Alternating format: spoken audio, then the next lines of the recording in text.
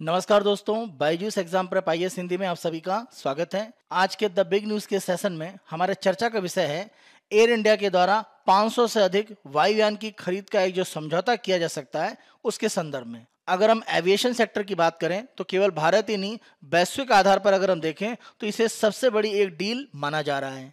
तो इस डील के प्रमुख रूप से उद्देश्य क्या है, भारत के नागरिक उड्डयन क्षेत्र यानी एविएशन सेक्टर पर इसका क्या प्रभाव पड़ेगा और भविष्य के लिए भारत में हमारा जो एविएशन सेक्टर है उसमें किस तरह की संभावनाएं हैं, क्योंकि अगर संभावनाएं प्रबल नहीं होती तो इतनी बड़ी जो डील है वो एयर इंडिया के द्वारा करने की संभावनाएं कम थी। तो प्रमुख रूप से यहाँ पर एक सूचना ये है कि 500 अलग अलग जो विमान हैं वो एयर इंडिया के द्वारा खरीदे जाएंगे और माना जा रहा है कि ये डील अरबों डॉलर में होगी। इस प्रकार की डील के संदर्भ में ना तो एयर इंडिया और ना ही दो बड़ी वायुयान निर्माण की जो विश्व की कंपनियां हैं एयरबस और बोइंग, उनके द्वारा कोई कंफर्मेशन किया गया है। यह एक व्यापारिक सूचना है जो भारत के एविएशन सेक्टर में एक बड़ा परिवर्तन भविष्य में ला सकती है।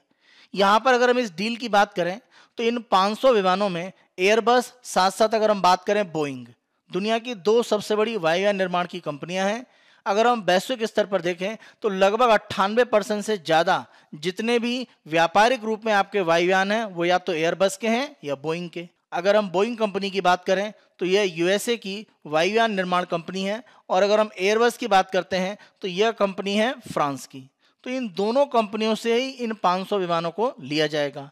इसमें माना जा रहा है कि नैरो बॉडी यानी जो छोटे विमान हैं उनकी संख्या लगभग 400 से कुछ अधिक हो सकती है और 100 से ज़्यादा विमान माने जा रहे हैं कि वाइड बॉडी वाले होंगे यानी बड़े विमान होंगे, जिसमें एयरबस का A350 और बोइंग के 787 और 777 हो सकते हैं। ये कुल 500 विमान अगर हम देखें तो एयरबस और बोइंग से एक तरह से प्राप्त किए जाएंगे। ऐसा अनुमान लगाया जा रहा है कि ये 500 विमान प्राप्त करने में इन दोनों कंपनियों से एयर इंडिया को लगभग 1 दशक का समय लग सकता है। यहाँ पर माना जा रहा है कि 500 विमान का ये जो समझौता है ये 100 अरब डॉलर के आंकड़े को पार कर सकता है। इस नई डील के पहले अगर हम देखें तो वैश्विक स्तर पर सबसे बड़ी जो एविएशन सेक्टर में डील मानी जाती है वो 460 वायुयान के ऑर्डर के संदर्भ में है और ये अमेरिका की एक एयरलाइंस के द्वारा लगभग 1 दशक पहले दिया गया था।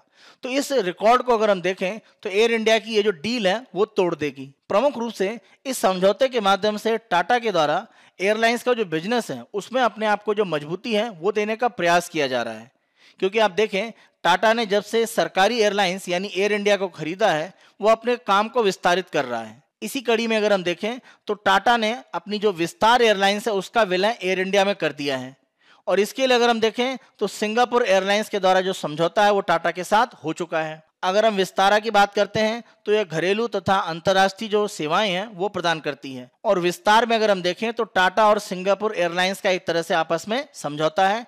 टाटा की हिस्सेदारी इसमें 51% है और सिंगापुर एयरलाइंस की अगर हम बात करें तो ये हिस्सेदारी 49% है। तो ये विस्तारा का जो विलय है वो एयर इंडिया में किया जा रहा है और ऐसा होने पर 218 जो विमान है वो एक तरह से एयर इंडिया में शामिल हो जाएंगे और ऐसी स्थिति में आप देखें एयर इंडिया इंडिगो के बाद दूसरी सबसे बड़ी एयरलाइन बन जाती है। तो विस्तारा के साथ ये जो विलय है ये बाजार में अपनी जो सर्वोच्चता है वो बनाने का भी एक प्रयास है। विस्तारा एयरलाइंस का एयर इंडिया में जब विलय हो जाएगा उसके बाद अगर हम देखें तो टाटा अंतर्राष्ट्रीय वाहक के रूप में मतलब इंटरनेशनल कैरियर के रूप में अंतर्राष्ट्रीय उड़ानों के संदर्भ में भारत में सबसे बड़ी एयरलाइंस बन जाएगी। अगर हम घरेलू क्षेत्र की बात करें मतलब डोमेस्टिक एयरलाइन के बिजनेस की बात करें तो अभी भी वो इंडिगो से पीछे है। पहले स्थान पर इंडिगो है, दूसरे पर एयर इंडिया रहेगी।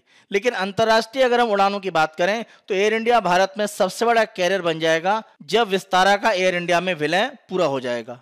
तो यहाँ पर ये जो विस्तारा के साथ विलय किया गया है अगर हम देखें तो ये काफ़ी एक भविष्य की योजना है टाटा की, उसका एक पहला कदम है, क्योंकि यहाँ पर टाटा का ये कहना है कि मार्च 2024 तक के लिए उन्होंने कुछ एक तरह से उद्देश्य बना रखे हैं एयरलाइंस के बिजनेस में अपने आप को आगे बढ़ाने के लिए। 29 नवंबर की अगर हम घोषणा की बात करें तो यहाँ पर एयर इंडिया और विस्तारा का जो विलय है वो सिंगापुर एयरलाइंस और टाटा सन्स के द्वारा घोषित किया गया कि ये होगा और माना यह जा रहा है कि विलय होने के बाद जो सिंगापुर एयरलाइंस है वो एयर इंडिया में 25.1% की हिस्सेदारी रखेगी और इस हिस्सेदारी के लिए इसने 2058.5 करोड़ रुपए या लगभग $250 मिलियन का निवेश किया है और इस आधार पर उसे जो सम्मिलित रूप में एयरलाइंस होगी उसमें 25.1% की हिस्सेदारी मिलेगी माना जा रहा है कि ये हिस्सेदारी जो 25.1% की सिंगापुर एयरलाइंस को मिलने वाली है, यह एयर इंडिया का जो बड़ा एक समूह बनेगा उसमें मिलने वाली है।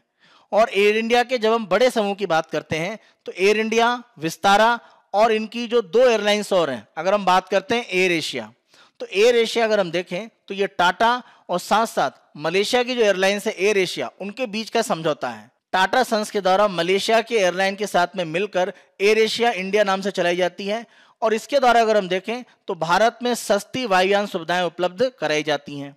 इसी के साथ साथ अगर हम एयर इंडिया एक्सप्रेस की बात करें तो माना यह जा रहा है कि सिंगापुर एयरलाइंस को जो हिस्सेदारी मिलने वाली है 25.1%, उसमें air India, Vistara, air Asia India और एयर इंडिया एक्सप्रेस ये सभी एक साथ होंगे और ये पूरा विलय मार्च 2024 तक पूरा किया जाएगा। और इसके संदर्भ में आप देखें जो भी अलग अलग मंजूरी है उसकी प्रक्रियाएं चल रही हैं।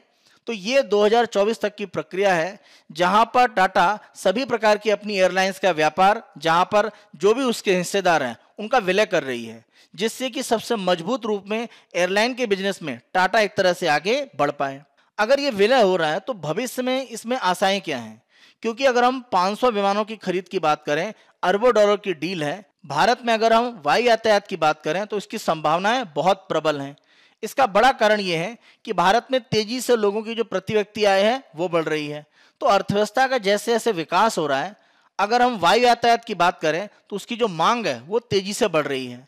और भारत में सरकार के द्वारा जब से उड़े देश का आम नागरिक उड़ान योजना चलाई गई है, छोटे छोटे जो हमारे शहर हैं उनके बीच में आप देखें वायु यातायात बढ़ा है।